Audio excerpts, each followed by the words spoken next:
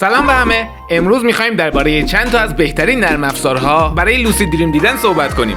لوسید دریم دیدن یا کنترل خواب‌ها زمانی اتفاق میفته که شما در حین خواب دیدن با یه نشانه یا با یه حسی متوجه میشی که داری خواب میبینی. بعدش چی کار میکنی؟ میتونی هر خوابی که دوست داشتی رو ببینی، به هر گوشه‌ای از جهان یا به جنبه‌هایی از روحت پی ببری و آره اون کار رو هم میتونی انجام بدی. تو توی این سفر تنها نیست. برای اینکه بتونی توی یه مدت خیلی کوتاهی استاد تکنیکای کنترل رویا بشی و روی مغز خودت تسلط داشته باشی، کمک‌های زیادی توی سراسر اینترنت وجود دارن. گذشته از ویدیوهای آموزشی واقعی مثل این یکی، گذشته از گروه‌های تلگرامی درباره لوسید دریم، گذشته از همه دخترها و ادیت‌های لوند اینستاگرامی. شما میتونید از کتاب‌ها و نرم افزارهای مختلفی بهره ببرید. برای چی؟ برای کنترل کردن رویاهاتون، برای زنده کردن 6 سال میانگین زمانی که از این لحظه به بعد قرار ما در خواب بگذرونیم، برای یاد گرفتن مهارت‌های تازه و بله میشه توی خواب چیز جدید هم یاد گرفت. نرم افزار اولمون اسمش لوسیدتیه.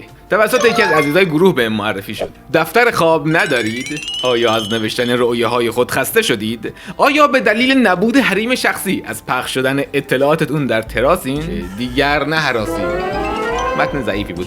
خوبی دیگه‌ای که این اپ داره اینه که سمبولای خوابتون رو براتون دسته‌بندی میکنه. باعث میشه به شناخت خوب و درستی از خودتون برسید و مشکلاتتون رو، نقاط قوت و ضعف روحتون رو بهتر شناسایی کنید.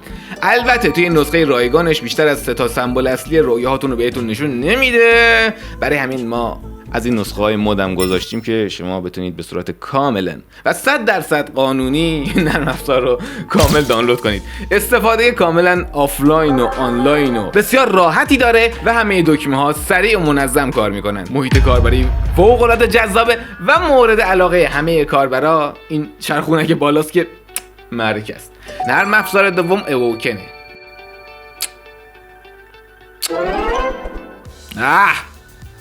مثالایی از این مدل زیادن و خب تو چجوری قرار ریالیتی چک کردن یادت بمونه؟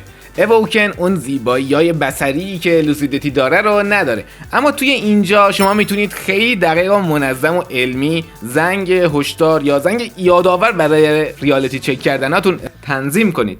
اینجا یه علامت چشم داره که شما میتونید تعیین کنید خوابایی که دیدید لوسید بودن یا نبودن و میتونید با استفاده از هشتگ‌ها سمبولای خوابتون رو دسته‌بندی و منظم کنید. تو پرانتز بازم بگم که نرم افزاری که بتونه به شما کمک کنه برای لوسید دریم دیدن زیاده، اما اینجا ما سعی کردیم نرم افزارهایی رو معرفی کنیم که اولا مجانی ان و دوما به صورت آفلاین و بدون فیلتر شکن در دسترس هستن تا راحت ترین و بهترین تجربه رو برای شما رقم زده باشیم. اپ بعدیمون کست باکس، نه برای زن مود و صداهای آرامش بخشش، چون نرم افزارهای خیلی بهتری هم برای این کار وجود دارن، بلکه برای محتوای ناب فارسی که بهت کمک میکنه با جذاب ترین داستان سراهای پارسی آشنا بشی، درباره تخصصی ترین مهارت ها به تخصصی ترین شکل ممکن چیز یاد بگیری.